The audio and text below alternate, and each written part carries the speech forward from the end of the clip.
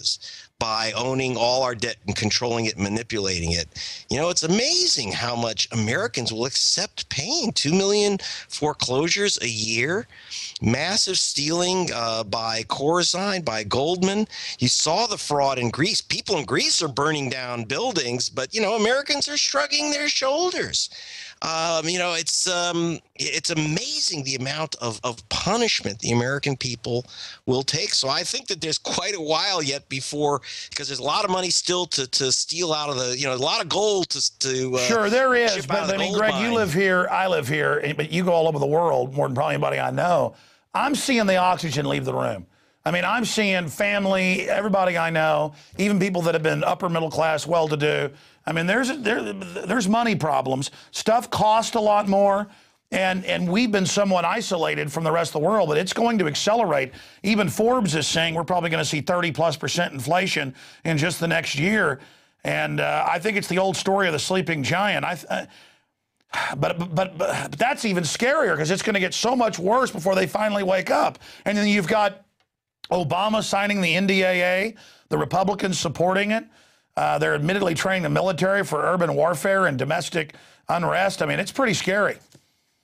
Well, you know, let's face it. When you and I talked back in 2002, 9 years ago, when I first got my hands on the IMF and World Bank documents, they'd gone after they'd burnt Argentina to the ground. You had professors hunting through garbage cans looking for food.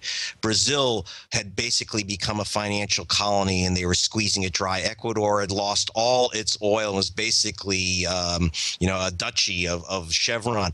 So what's happened? But then those nations came back.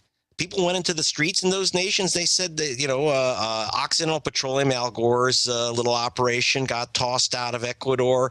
Brazil told the IMF to go to hell. The only nation in the entire planet which has refused to sign the financial services agreement, opening up their banking sector to the derivatives toxic salesmen. Argentina told these characters to go fly. Those economies are now just really zooming. So people do react. However, we did say this is going to cross over to Europe. Europe is gloating that they've been able to pick up resources out of Latin America for nothing. No, you said that in 2002 on my show. The transcript of it is a chapter in my book that's out of print, Descent to Tyranny, but it's posted here at PrisonPlanet.tv. We only got about 10 minutes left with you. You've been very gracious of joining us here this evening, Greg. I'll get you back on the radio soon. And it's all in Vulture's Picnic, available at Amazon, bookstores everywhere. In fact, I was just at Barnes & Noble last week and picked up another copy for family. They had a big end cap of them there, so that must be selling quite well if it's at the end cap at Barnes & Noble. So people are hungry for the truth. But I want to go back, because I interrupted running off into a side issue. Let's go back to News Corps. What is News Corps at its heart?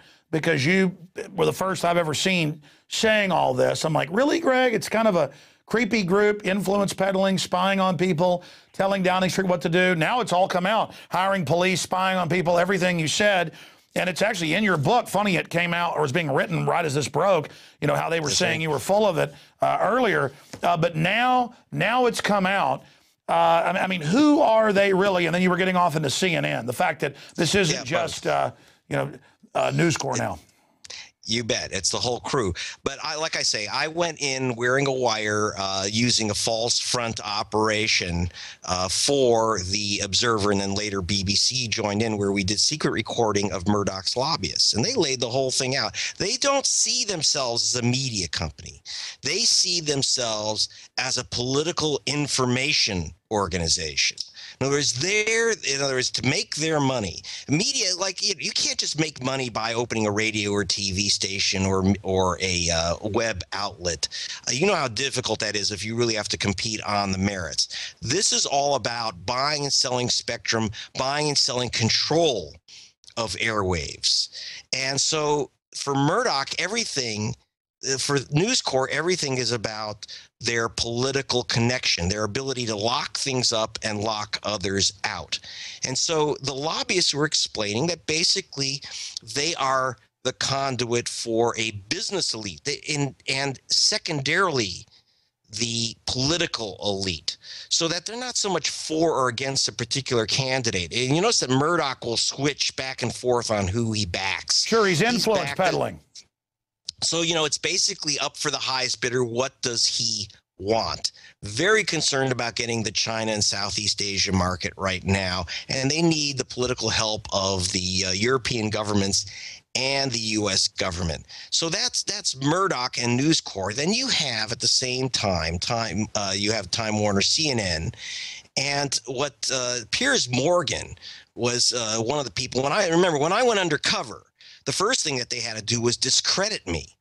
So Piers Morgan, who was in this operation, he was editor of the Daily Mail, one of the tabloid papers there, and Morgan basically set up a deal where well, to put it this way, I was trying to get more information going undercover. I was wearing a wire, and I thought, well, one way to get some information is there was a very fairly good-looking woman, quite good-looking woman, who was very close to Tony Blair, a rising young political star, and I thought that I could get some information from her probably easier if we had less clothes on. That wouldn't have been so bad, except that her husband walked in, and I could have dealt with that. But the main thing was that Piers Morgan had set this up so that his photographers came in, and they used that to try to discredit me by, so I was all over the front page. And again, you're working hard for the story. I mean, yeah. So,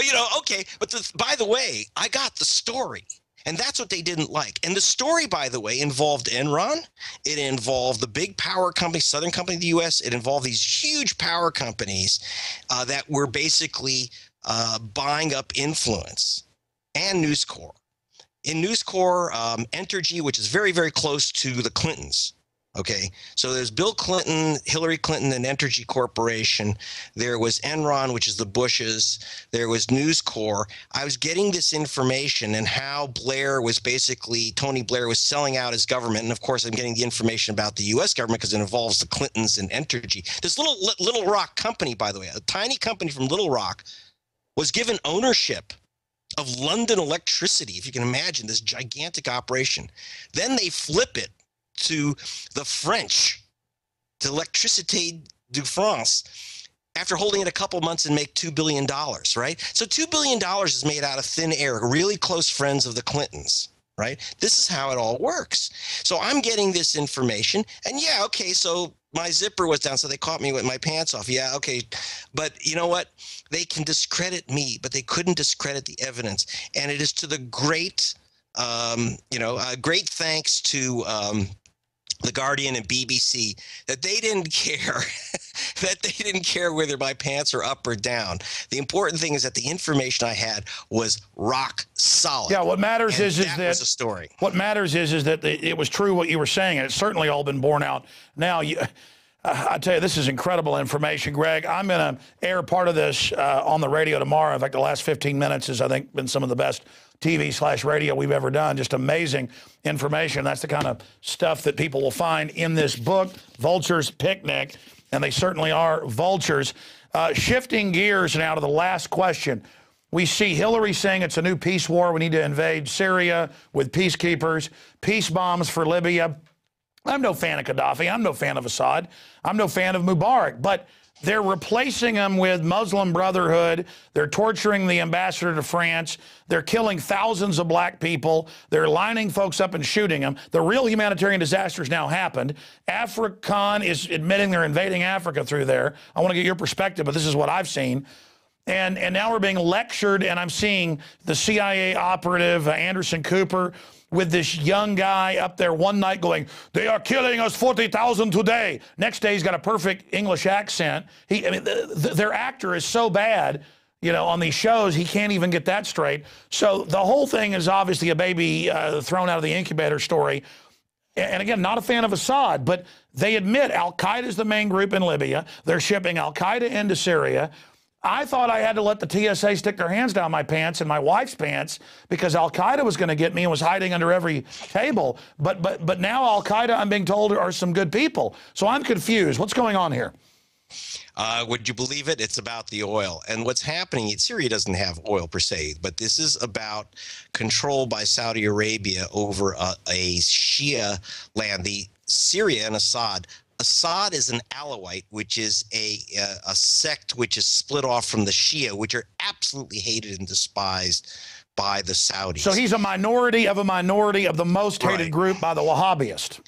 Right. And so what they want to do, they see an opportunity. Now, of course, well, I agree with you. Assad is an absolute fanatic murderer. But you notice that when he killed 10,000 of his own people in the city of Hama, we just, whistled. We didn't care about that. It's just that now the Saudis have said, now that the Saudis are out to get him, suddenly we're concerned. And that disturbs me. Again, Assad is a murderer. When his dad killed those 10,000 innocent people and we said nothing, it made me sick. And to see the son now repeat the same trick, it also makes me sick. But then what makes me sicker in some way is to say, well, we're finally going to say something about it, maybe do something about it, because the Saudis don't want him there. And part of it is religious, but also part of it is a showdown with Iran over control of OPEC. And the control of the Shia Crescent. Remember that Saudi Arabia moved into Bahrain. I realize it's a little complex, but Bahrain was facing an uprising by a Shia majority against a Sunni monarchy backed by the Saudis. The Saudis cannot afford to have Shia-controlled nations or they're going to lose control of the oil routes. Exactly. Our media acts like all the Arabs want to kill Christians and Jews when it's an incredibly diverse group and they're busy with their own empires, hating and killing each other much more than they supposedly hate the West. From my meager research, you've done more and been over there a lot more. Is that a fair statement? Yeah, I mean, their battles are internal within the Islamic religion. Huge internal battles, which also obviously go to resources. And you see this split in places that you haven't heard of, but wait till the 101st Airborne gets there. I was just in Vulture's Picnic. I was in Baku, Azerbaijan, which is one of those new Islamic republics. I call it the Islamic Republic of BP. We're going to end up there. Once again, you've got the problem where you have a Sunni dictator who was the old KGB chief, right? He went from being a good communist to being a good Muslim, right? And the reason he's a good Muslim in our view, and now he's our great ally, is that he's given a contract to BP Amoco, which is now one company, by the way. Okay, so let me ask you this question then in closing. Where is it all going? Should we just step back and let them all kill each other? What would then happen in the West? Obviously, we pay for the empire, really don't get many of the goods, just being honest about it. And how does somebody like Ron Paul, in your view, tie in with the demonization, the clear election fraud, the system coming after him? I haven't asked Greg Palast his view on Ron Paul. Well, the main thing is what's going to happen now in these Islamic republics. In the case of Assad, it's horrible to have him stay there and murder his people. What I do worry about is bringing in the dark night of Wahhabism as the alternative. I just spoke to one of my a friend of mine who is an Arabic speaker. He's Arabic. He earned his PhD on the Muslim Brotherhood, and he said Egypt is going to devolve into another kind of Iran light. Yes, we do have problems. We were paying, as you said, with Al-Qaeda, we were paying the Taliban to allow shipments across Afghanistan. The realpolitik of the Mideast is getting more and more complex, slick with oil, and now we're adding, by the way, uranium in Islamic nations like Niger.